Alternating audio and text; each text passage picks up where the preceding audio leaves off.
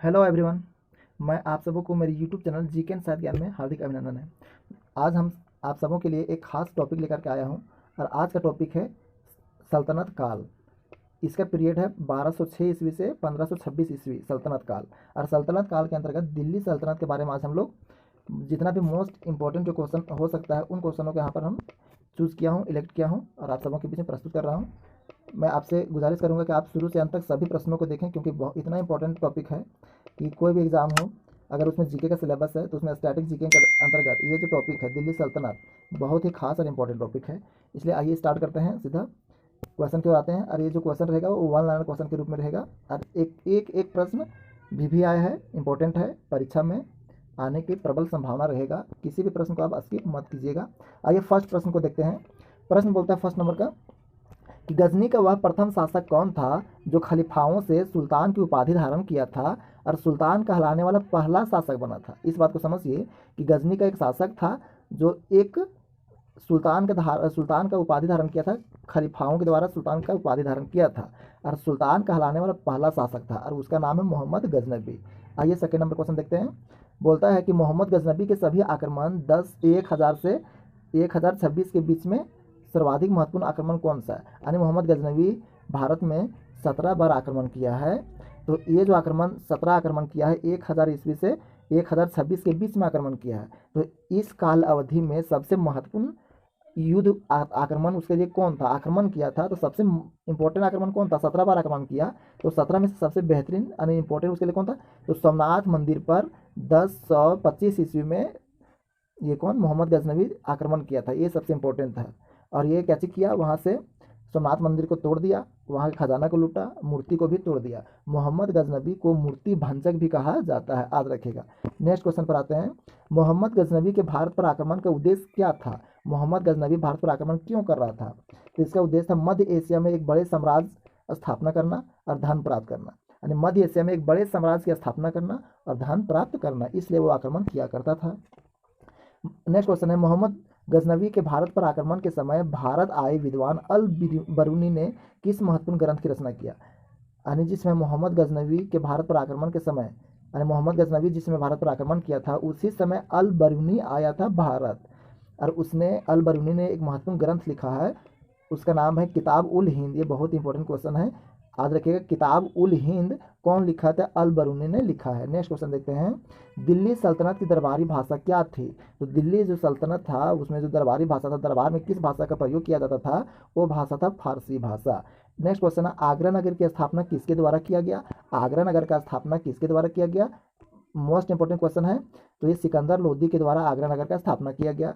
अगला क्वेश्चन देखते हैं, वह दिल्ली का सुल्तान कौन था जिसकी मृत्यु चौगान या पोलो खेलते हुए घोड़े से गिरने से हो गई। दोस्तों आप क्वेश्चन को देख करके आप समझ पा रहे होंगे कि कितना ज़बरदस्त क्वेश्चन है। सारे सेलेक्टेड क्वेश्चन है, परीक्षा में प्रबल संभावना है कि अगर इस टॉपिक से आएगा तो पक्का है कि इस वीडियो से आने वाला है। आपको दिल्ली सल्तनत का 2 वीडियो कराऊंगा, ये पहला वीडियो होने वाला है और सेकंड वीडियो आप लोग वेट कीजिएगा, ठीक है। तो वही बोल रहा है कि कौन सल्तनत कालीन सुल्तान था जो चौगान खेल रहा था, यानी पोलो खेल रहा था, घोड़ा पर बैठ करके वहां से गिर गया था और उसका मृत्यु हो गया था। उसका नाम है कुतुबुद्दीन ऐबक। इसी प्रकार से मुगल शासक था जो कि पुस्तकालय से के सीढ़ियों से गिर करके मर गया था, उसका नाम क्या था, हुमायूं था। उसी प्रकार से रिलेट करके याद कर सकते हैं कि चौगान खेलते हुए, पोलो खेल खेलते हुए कौन था, दिल्ली सल्तनत का सुल्तान जो गिर करके घोड़ा से मर गया था। तो ये कुतुबुद्दीन ऐबक है, ठीक है। आगे देखते हैं, कुव्वत उल इस्लाम मस्जिद का निर्माण किसके द्वारा किया गया था। बड़ी बहुत इंपॉर्टेंट क्वेश्चन है। कुव्वत उल इस्लाम मस्जिद, कुव्वत उल इस्लाम मस्जिद का निर्माण किसने कराया, तो कुतुबुद्दीन ऐबक। ये सब याद रखिएगा। तराइन की पहली लड़ाई 1191 मतलब हुआ था, ये मोहम्मद गौरी और पृथ्वीराज चौहान के बीच में हुआ था। तराइन की पहली लड़ाई मोहम्मद गौरी और पृथ्वीराज चौहान के बीच में हुआ था। अगर तराइन की दूसरी लड़ाई बोलेगा तो इसी के दोनों के बीच में हुआ था, लेकिन 1192 में और 1191 में किसके बीच में हुआ, मोहम्मद गौरी और पृथ्वीराज चौहान के बीच में तराइन की पहली लड़ाई। और दूसरी पूछेगा तो 1192 में, और दोनों एक एक बार जीतता है। किस खिलजी शासक ने दिल्ली के राज सिंहासन पर बैठने के लिए अपने ससुर का हत्या कर दिया था। यानी एक खिलजी वंश का एक शासक था जो राज सिंहासन पाने के लिए अपने ससुर का हत्या कर दिया था, उसका नाम है अलाउद्दीन खिलजी।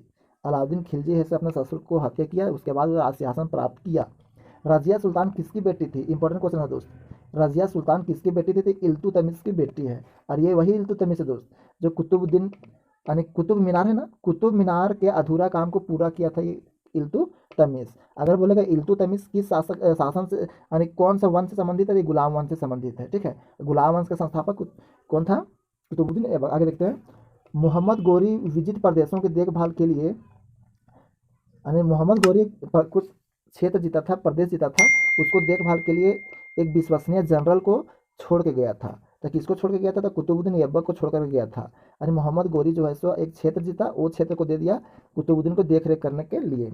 आगे बोलता है किसके शासनकाल में सबसे अधिक मंगोल आक्रमण हुआ। मंगोल जो है से किसके शासनकाल में सबसे अधिक आक्रमण किया, तो अलाउद्दीन खिलजी के शासनकाल में मंगोलों का आक्रमण सबसे ज़्यादा हुआ। तराइन के द्वितीय युद्ध में किसने किसको पराजित किया, तो तराइन का द्वितीय विश्व युद्ध जो था वो 1192 ईस्वी में हुआ था और मोहम्मद गोरी ने पृथ्वीराज चौहान को हरा दिया। और प्रथम जो युद्ध हुआ था वो 1191 में हुआ था और उसमें उल्टा हुआ था, पृथ्वीराज चौहान ने मोहम्मद गोरी को हराया, और दूसरा जो 1192 में हुआ वो मोहम्मद गोरी ने पृथ्वीराज चौहान को हराया। पृथ्वीराज चौहान कौन था, तो भारत के हिंदू शासक था। आगे बात करते हैं 1329 ईस्वी और 1329 और 1330 के बीच किसने तांबे के सिक्के के रूप में प्रमाण स्वरूप मुद्रा सांकेतिक मुद्रा प्रचलित की, यानी सांकेतिक मुद्रा किसने चलाया, कब चलाया, तो 1329-30 में, तो मोहम्मद बिन तुगलक ने ये तांबे के सिक्का चलाया। आगे देखते हैं, दिल्ली के किस सुल्तान को इतिहासकारों ने विरोधों का मिश्रण बताया है, यानी विरोधाभास, विरोधों का मिश्रण किस शासक को बताया, तो मोहम्मद बिन तुगलक को बताया विरोधों का मिश्रण, यानी इसके अंदर बहुत विरोधाभास था।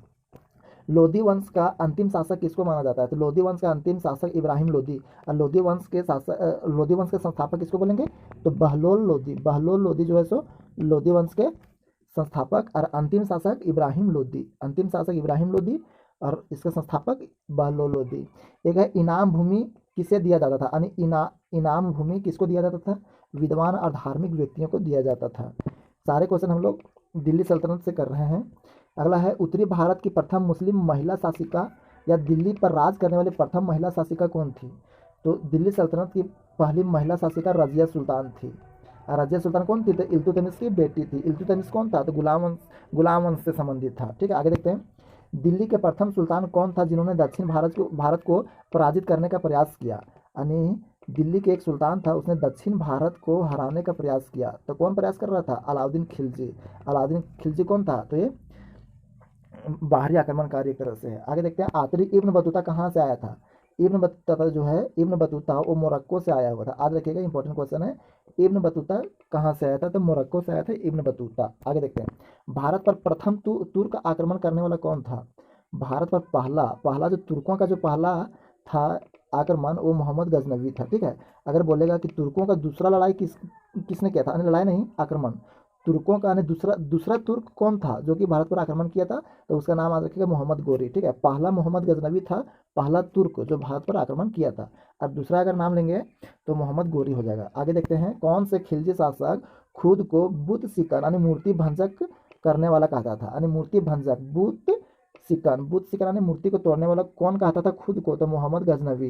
ये मंदिर पर आक्रमण करता था, मंदिर से सोना चांदी धन जितना भी होता था वो लूटता था और मूर्तियों को तोड़ देता था, मंदिर को भी तोड़ देता था, सोमनाथ के मंदिर को भी यही तोड़ा था। आगे देखते हैं, मोहम्मद गजनवी ने कौन सी उपाधि धारण किया था।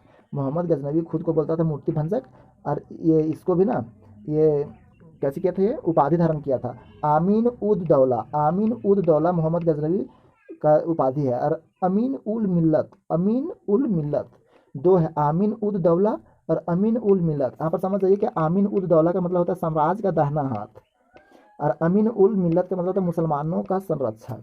आगे देखते हैं, मोहम्मद गजनवी ने प्रथम एवं अंतिम आक्रमण किसके विरुद्ध किया। मोहम्मद जो गजनवी है वो पहला आक्रमण और अंतिम आक्रमण किसके बीच किया, तो हिंदू शाही के बीच में पहला आक्रमण किया और जाटों के विरुद्ध अंतिम कैसे किया, आक्रमण किया। एक बार आप देखिए, मोहम्मद गजनवी हिंदू शाही पर पहला आक्रमण और जाटों पर अंतिम आक्रमण किया। तो आधा वीडियो खत्म हो गया है, 25 क्वेश्चन हुआ। आगे और देखते हैं, मोहम्मद गजनी किस वंश का था, यानी मोहम्मद जो गजनी था वो आमिनी वंश का था। और मोहम्मद गजनी कौन था, तुर्क आक्रमणकारी था, पहला तुर्क आक्रमणकारी था। दूसरा कौन था, मोहम्मद गोरी था। भारत में मुस्लिम राज का संस्थापक किसको माना जाता है, यानी भारत में मुस्लिम राज का संस्थापक मोहम्मद गोरी को माना जाता है। अगला है, किसने इक्तादारी प्रथा चलाई। इंपॉर्टेंट क्वेश्चन है, इक्तादारी प्रथा इल्तुतमिश ने चलाया। लाख बख्श के नाम से जाने जाने वाला भारतीय शासक कौन था, यानी लाख बख्श के नाम से किस भारतीय शासक को जाना जाता था? यानी लाखों का बख्शिश देने वाला खुला हाथ, इसको ही कहते थे कुतुबुद्दीन ऐबक को, ठीक है। यानी फ्री हैंड से वो दान करता था, ठीक है, इसीलिए इसको लाख बख्श कहते हैं, यानी लाखों का दान करता था। भारत में मुगल वंश का संस्थापक कौन था? तो भारत में, सॉरी मुगल नहीं, गुलाम वंश, ठीक है। भारत में गुलाम वंश का संस्थापक कुतुबुद्दीन ऐबक था, ठीक है। कुतुब मीनार के कार्य को पूरा किसने कराया था? कुतुब मीनार के अधूरा काम को किसने पूरा किया था? ऐसे कुतुब मीनार के काम को स्टार्ट किसने किया? तो एक तरह से कुतुबुद्दीन ऐबक ने, और इस काम को पूरा किसने किया? इल्तुतमिश ने किया। दिल्ली का पहला तुगलक सुल्तान कौन था? दिल्ली का पहला तुगलक वंश का सुल्तान पहला कौन था? गयासुद्दीन तुगलक। तुगलक वंश का पहला सुल्तान वही। दिल्ली का पहला तुगलक सुल्तान कौन? गयासुद्दीन तुगलक। आगे, अल बरूनी किसके शासनकाल में इतिहासकार था? अल बरूनी मोहम्मद गजनबी के शासनकाल में आया था, उसके साथ में, ठीक है। मलिक काफूर को 1000 दिनारी भी कहा जाता है, इस बात रखिएगा 1 पे। मलिक काफूर को 1000 दिनारी कहा जाता था, 1000 दिनारी कहा जाता था मलिक काफूर को। दास राजवंश को किसने उखाड़ फेंका? यानी दास राजवंश को किसने उखाड़ फेंका? जलालुद्दीन फिरोज खिलजी ने। जलालुद्दीन फिरोज खिलजी ने कैसे किया? दास राजवंश को उखाड़ करके फेंक दिया। निजामुद्दीन औलिया कौन था? तो एक सूफी संत था निजामुद्दीन औलिया। और आपको याद रखिएगा अमीर जो खुसरो था, उसका गुरु का नाम था निजामुद्दीन औलिया। आगे देखिए, ये मूल्य नियंत्रक जो सिद्धांत लागू किया था वो अलाउद्दीन खिलजी। यानी दाम नियंत्रण, मूल्य नियंत्रक और राशन की शुरुआत किसने किया था? तो अलाउद्दीन खिलजी। याद रखिएगा, इंपॉर्टेंट क्वेश्चन है। मूल नियंत्रण और राशन की शुरुआत किसने किया? अलाउद्दीन खिलजी ने। इल्तुतमिश किस वंश का शासक था? इल्तुतमिश किस वंश का शासक था? तो गुलाम वंश का शासक था। गुलाम वंश के संस्थापक कौन था? कुतुबुद्दीन ऐबक। और कुतुब मीनार का स्टार्ट किसने किया था? कुतुबुद्दीन ऐबक। और उसके अधूरा काम को पूरा कौन किया था? तो इल्तुतमिश किया था। आगे देखते हैं, दक्षिण अफ्रीकी यात्री, यानी दक्षिण अफ्रीका का यात्री था, उसका नाम था इब्न बतूता। दक्षिण अफ्रीका का यात्री था, उसका नाम था इब्न बतूता। ये किसके शासनकाल में भारत आया था? तो मोहम्मद बिन तुगलक के शासनकाल में इब्न बतूता भारत आया था। अल बरूनी मोहम्मद गजनबी के शासनकाल में भारत आया था। इब्न बतूता मोहम्मद बिन तुगलक के शासनकाल में आया था। इस वीडियो का लास्ट 10 क्वेश्चन बचा हुआ दोस्तों। अगर आपको अच्छा लग रहा होगा, बेनिफिशियल लग रहा होगा, तो आप मेरे इस वीडियो को लाइक कीजिए, है ना, और मेरे चैनल को सब्सक्राइब कर लीजिएगा, ताकि आने वाले समय में आपको बेहतरीन टॉपिक आप लोगों को करवाने वाला हूँ। आगे देखते हैं, मोहम्मद गजनबी ने कितनी बार भारत पर आक्रमण किया था? तो मोहम्मद गजनबी ने भारत पर 17 बार आक्रमण किया था, ठीक है। और याद रखिएगा, इंपॉर्टेंट क्वेश्चन है उसके लिए। यानी 1025 ईस्वी को सोमनाथ मंदिर पर आक्रमण किया था, ठीक है। याद रखिएगा, किसने अपने आप को खलीफा घोषित किया? खलीफा किसने घोषित किया खुद को? तो मुबारक शाह खिलजी ने अपने आप को घोषित किया कि मैं खलीफा हूँ, मुबारक शाह खिलजी। आगे देखिए, लोधी वंश का संस्थापक कौन? बहलोल लोधी दोस्तों। लोधी वंश का संस्थापक बहलोल लोधी। उसके बाद देखते हैं, वाहिंद की युद्ध, इंपॉर्टेंट है ये भी। वाहिंद का युद्ध हुआ था 1008 से 9 के बीच में लड़ा गया था। किसके बीच? मोहम्मद गजनबी और आनंद पाल के बीच में हुआ था। वाहिंद का युद्ध 1008 और 9 के बीच में लड़ा गया था। मोहम्मद गजनबी और आनंद पाल के बीच में हुआ था। दिल्ली सल्तनत का वह प्रथम शासक या सुल्तान कौन था जिसने अस्थायी सेना रखा था? बहुत ही इंपॉर्टेंट क्वेश्चन है ये। अस्थायी सेना रखने वाला कौन था दिल्ली सुल्तान? तो अलाउद्दीन खिलजी था। अलाउद्दीन खिलजी था। बाजार मूल्य नियंत्रक यही स्टार्ट किया था। बाजार मूल्य नियंत्रण यही स्थापित किया था अलाउद्दीन खिलजी। अलाई दरवाज़ा किसका मुख्य द्वार है? अलाई दरवाज़ा किसका मुख्य दरवाज़ा है?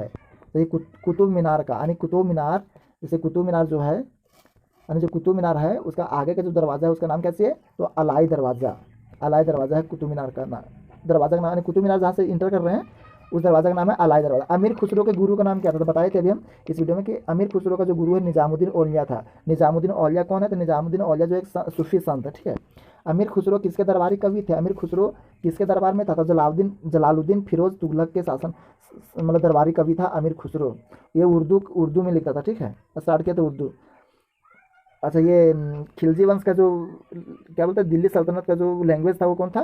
फारसी था। और उर्दू में ये अमीर खुसरो, जलालुद्दीन फिरोज तुगलक के शासनकाल में ये था। उसके बाद देखते हैं, किसके द्वारा किया गया आक्रमण द्वितीय तुर्क आक्रमण के रूप में जाना जाता है? द्वितीय तुर्क आक्रमण के रूप में जाना जाता है। बोले थे कि पहला जो तुर्क आक्रमण पहला था वो मोहम्मद गजनबी था, और दूसरा मोहम्मद गोरी, ठीक है। तुर्क आक्रमण मोहम्मद गोरी। आगे देखते हैं, मोहम्मद गोरी किस वंश का था? तो संसमनी का वंश का था। संसमनी वंश का था मोहम्मद गोरी। 50 नंबर क्वेश्चन है, मोहम्मद गोरी ने 1175 ईस्वी में भारत पर पहला आक्रमण किस राज्य के खिलाफ किया था? मोहम्मद गोरी 1175 ईस्वी में पहला आक्रमण किया था मुल्तान पर, यानी करमाथी के शासक पर, ठीक है। तो दोस्तों यहाँ इस वीडियो में हम लोग दिल्ली सल्तनत के कितना क्वेश्चन किए हैं? दिल्ली सल्तनत के हम लोग 50 क्वेश्चन किए हैं।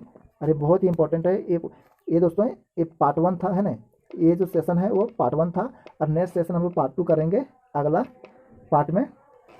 अगर आपको अच्छा लगा होगा तो मेरे चैनल को सब्सक्राइब करें और वीडियो को लाइक करें और स्टडी ग्रुप में आप इसको शेयर कीजिए। मेरे चैनल का नाम है जीके एंड साइड ज्ञान। ठीक है दोस्त, फिर मिलेंगे नए वीडियो में नए टॉपिक के साथ। धन्यवाद। नए टॉपिक नहीं, यही टॉपिक फिलहाल इसको पार्ट 2 करेंगे, क्योंकि दोनों वीडियो में लगा के जितने भी क्वेश्चन होंगे बहुत इंपॉर्टेंट रहेगा। अगर इस टॉपिक से आएगा तो यही दोनों वीडियो में से आएगा। चलिए फिर मिलते हैं नेक्स्ट वीडियो में, तब तक के लिए धन्यवाद। जय हिंद, जय भारत।